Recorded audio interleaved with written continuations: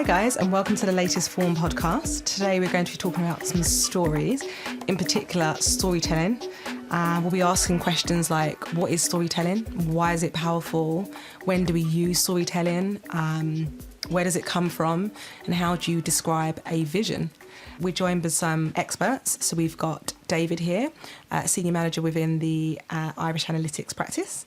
And we've also got Karen, a storytelling specialist, who's going to pass on lots of her wisdom too. David, tell us a little bit about yourself. Sure. So my name is David Ryan. I work within the Irish Analytics practice here in Dublin. I look after the financial services element of analytics here in Ireland. And I also do a lot of work around analytics strategy. So setting up centre of excellences, helping organisations to set up a centre within their firm that's looking after data and analytics. Very cool. Sounds very impressive, isn't it? Let's find out more about that, David. I can just about count. There's a lot going on there. Exactly. I'm a storytelling specialist, and what that entails is I help people craft, refine and deliver powerful and memorable presentations within stories. I think it's important. Stories is how we engage and connect with our audience, and our clients, customers. That's really important that we make that connection. And I love helping people do that. Good. Nice. Excited to learn a little bit more about how to do that better. Yeah, I've got my pen and paper here. I'll be taking notes. So, where did storytelling begin? What is it? How far do you want to go back, Mel? We've been doing it since the cavemen. Well, this is, I heard this actually. I can't remember what session I was in, but someone was saying we've been doing it since pretty much the time we started in life. And no one realises we do it, but it's just very, very natural. So yeah, tell us about it, Karen. Well, it starts, we would pass on information through stories. In caves, there was pictures. And there'd be pictures of a mammoth and a guy with a big sword or big spear. And it's all to pass on the information of cautionary tales. Sure. What to do. And then when fire was invented, we sat around and we spoke about it and we passed down information to each other. And as we got more sophisticated, it was songs, it was nursery rhymes. That's how stories came up. And we've passed on information. Look at the nursery rhymes, where they've started from. If you look at the history of them, they're about the plague, they're all cautionary tales. But now we've passed it on through, rhyme. And like Ireland is so well known for its ballads, we get our history through stories, through nursery rhymes, through songs. And so we are hardwired for stories. We all know we just sit back and we just mentally relax as we hear a story. So it's a long way back. I think you remember stories far longer than a piece of information or a fact. So, when you're talking about rhymes and stories, you can remember, Ring-a-Ring-a-Rosie from when you were a child, Yes. And that's a cautionary tale, like you remember them far more easily and you remember them for far longer if it's an interesting story rather than just dropping in a fact or a statistic. You'll forget that next week, but an interesting story will stay with you. And all those stories have morals. There's always a learning, there's a lesson in them. But if you as a kid and your parents just told you the lesson without the story, we'd forget it. But we'd remember the story. And that way we'd remember the lesson. Nice. It's very human as well. It's very, very human. And that, I think that ties into our whole form methodology. So just why is storytelling, why is it so powerful? And why does it cause people to move or to, act in a certain way? And David said it so well. It is that making that connection. We can all relate to it. And that's exactly what you want to do. And we take people on an emotional journey. People buy through emotions. So it's getting those hormones involved. We might talk about that a bit later. Yeah. But it is bringing people on a hormonal journey. And then they will connect. They're more likely to buy in. The speaker has to be seen as the same as the audience. Yes. Not on a pedestal. Yeah. We know that the audience have to relate to the speaker. Yeah. Hugely, so that the politicians then, not dumbing it down, but they will mention their failures, their flaws, because we can relate to that. Which I don't think we would have done historically. Yeah. Do if you think Margaret Thatcher, you wouldn't have related to her as an example times. And you get down to, okay, what is the purpose of why I'm here in this meeting? What am I trying to get out of it? And I think that's quite powerful. So the so what is often how do we I'm almost trying to articulate it here as I'm thinking about it, but it's, you're telling a story to get to a conclusion, and using storytelling to help you get to that end point can be quite powerful. Clients love their businesses. It's their baby, really. they nurture it. They want to present it in a particular way, which may not always be what their audience want to see. Their client, they may go on about the technical aspects. The clients may not be interested in that. So it's getting them to see it from the perspective of the audience. What are the pain points you're looking to support them with or help them with through your product or service? That's what your client wants to hear. Wow, okay, this is going to address certain issues that I have, and this is how it's going to be addressed. And so you need to get in the mindset of your client's client or customer, whichever way we're looking at it, and what can be achieved. And the story has to address that. That's what I found. And it gets quite messy, which is great. I think we spoke about this, Mel, earlier. Yeah. When they come with an idea, okay, sometimes people come to me and say, I have my presentation, I have my story, just help me deliver it, Karen. And I think, oh, okay. And we end up making a mess. We pull it apart. We realise that actually the message isn't on point to what their audience want to hear. And we have to get really messy before the message becomes... And then it just bubbles up out of the ether. It just bubbles up and say, yes, and then we have some clarity here and we can move forward with this. What do you think the link is between influencing and storytelling? If you're storytelling, you're influencing. If you're at the top of that room, you're in a position of influence. Yeah. You're there to engage and connect with your audience. You can influence them. You're looking to bring them on a journey. You're looking to change their perspective, their minds on something, maybe to take you on board. So you're hugely influential. Yeah. Yeah. I'd agree. Yeah. Anything else? No, I'd fully agree. I wouldn't really have much to add to that. I think that's. I think as soon as you start telling an engaging story, you're far more likely to influence the conversation. Nice. How do you tell a good story? A good story. If I told you this story, if I said, David always wanted to be a vet, studied really hard, went to veterinary college, married the love of his dreams, set up this lovely veterinary practice, had 2 kids, great kids, and he lived happily, and at the age of 85, he died in his sleep. That's rubbish. I know, I was like, give me something more. Do we want that? Do we want to hear it's all went very nice? There's no learning in that. We want some grit. We want to see David being challenged and overcoming it. And that's what a story is. It's always some crisis that's escalated. That's what we like. We like to have characters in the story, a setup.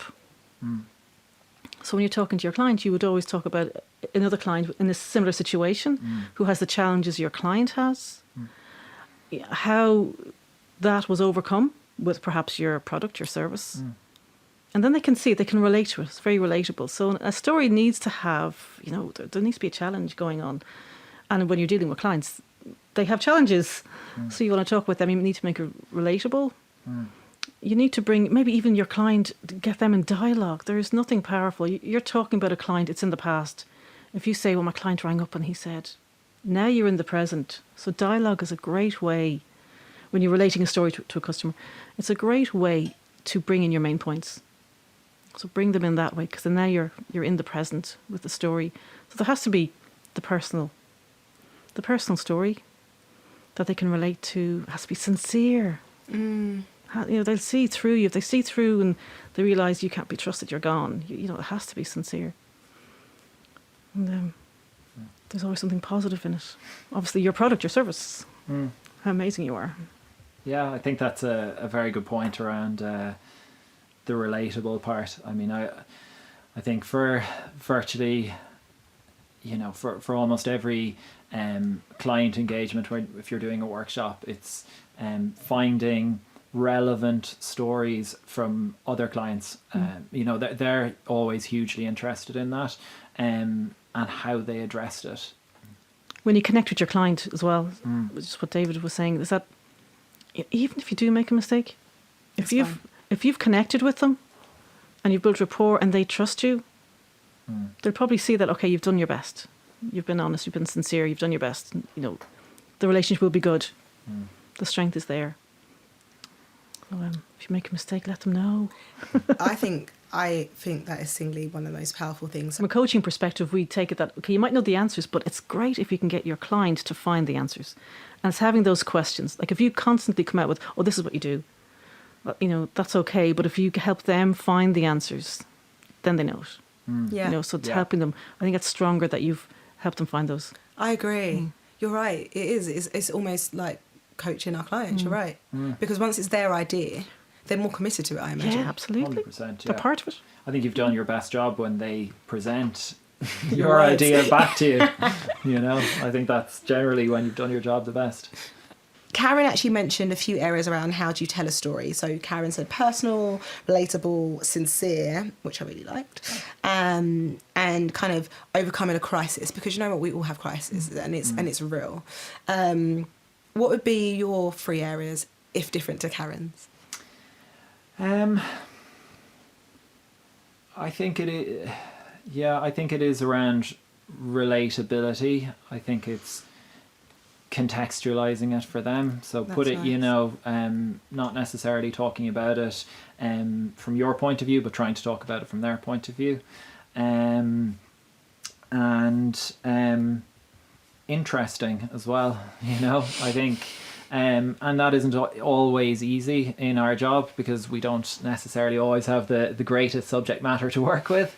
But I think if you can, you know, if you can tie it back to an interesting anecdote or an interesting element, even if it's just at the beginning of it, you know, I think it's a lot more powerful.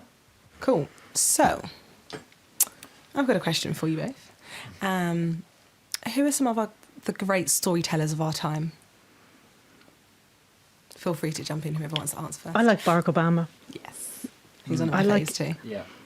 I think I love his pace. There's something very trusting about him. I think they say most people talk about 200, 250 words a minute. Now the Irish, 300. I'm very excited. It could be anywhere above. But Barack Obama, I think, is around 100, 120. So it's nice and slow. And when you're listening, it's a nice pace. It doesn't seem like he's speaking particularly slow, but he'd really slow it down. And you just really get drawn in by his words. And there's something very sincere about it.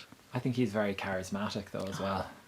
I think that you know, when you hear him speak, you're engaged in as much his personality as what he has to say. You know, you're like, you can see his personality shine out, and you're ready to agree with him before he opens his mouth in some ways. Do you know? Yeah. And I know that isn't necessarily a technique maybe you can teach, but I think if you were to think of really great politicians, the majority of them, you know, have a level of charisma that shines through. I completely agree. On the Barack Obama, I was going to say, for me, my favourite word, he's human. He's superhuman. Potentially that authenticity is something that you should really try 100%. and bring to your client engagements, is be yourself, you know. Don't try and hide behind what you think a consultant should do, or how they should talk, or how they should behave. You know, of course, under a level of professionalism, but be yourself, you know. And there's a level of vulnerability. You know, and before you do anything courageous, you are vulnerable. You know, so when your clients are in those positions, it's okay to be vulnerable. And if you're vulnerable, allowing them to be vulnerable, and then two of you moving forward. And so vulnerability is quite powerful. Yeah, I agree. Yeah. What's a journey? Why is that so important? I mentioned earlier about a hormonal journey, emotional journey. Yeah. So I better explain what I'm talking about. Yeah. With a journey with your story, if we take it in the broader context, perhaps not just work, you're looking to elicit, in your head, this is for the technical, or for the intellectual geeks now, if we have what's called mirror neurons in our heads, and this is what makes us feel whatever somebody is talking about. So you can feel the story. You can feel like you're part of the story. Is the empathy muscle part of that? Yes, absolutely. Empathy. You can understand it. But you want to get 3 hormones going in your audience. The first one is cortisol. And so when you say something that's challenging, your story has a challenge in it, crisis in it. Your audience then, they've got a rush of cortisol. They get really focused. So it's great to have that throughout your story, because your audience are becoming focused. And then you want to bring them on. The empathy one is the oxytocin. And so oxytocin is rushing through our veins then. And then you'll always finish your story on a positive note, obviously, and that's the happy hormone, dopamine. And so you bring your audience on that hormonal journey. And if you can do that, they are with you. You know, they have made that such a strong connection, not just through your content, but emotionally you've brought them on a journey. And they're more likely then to buy into what it is you're selling because they feel that so well connected with you. And that's what we're looking to do. Nice. I think, but we all do storytelling every day, don't we? You're forever relating a story, or you're with your friends and they're talking and you jump in with your story, and it's all to give a message. So we're doing it on a regular basis. It's just if we're asked to construct a story, and then all of a sudden it's like, oh, okay, the voice in the head, oh, can I do it? What's this all about? What am I supposed to be achieving? But, if we get out of our heads and more into the feeling of what am I trying to elicit here? How do I want to connect with these on an emotional level? And then all of a sudden the brain, the mind settles down and we can make that proper connection. So I think we all have the charisma. Sometimes our minds just might play games with us. Yeah. That's reassuring. Interesting. So what techniques can we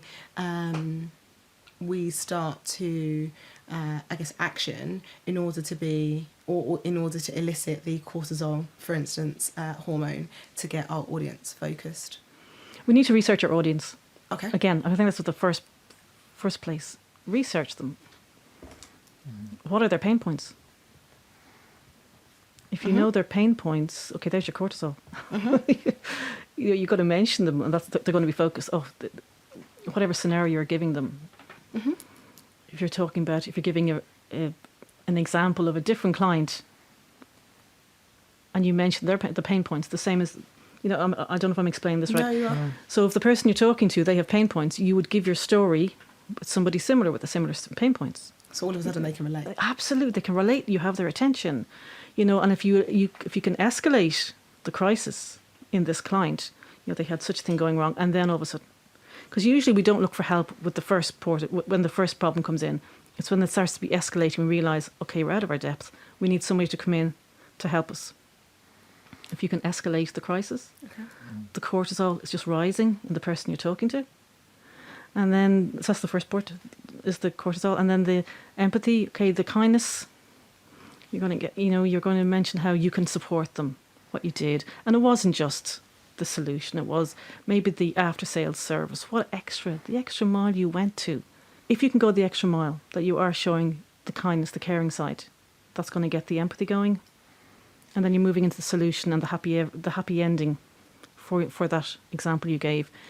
And you'd like to show, what's really important, I think, is to show the change in emotion. So when you're giving the story, in the example, the frustrations they're feeling, and then as you move them through the journey of the story, it's that sense of, okay, clarity, the sense of they're back in control, they're back exactly what your client that you're talking to wants to achieve. So it's that emotional journey as well.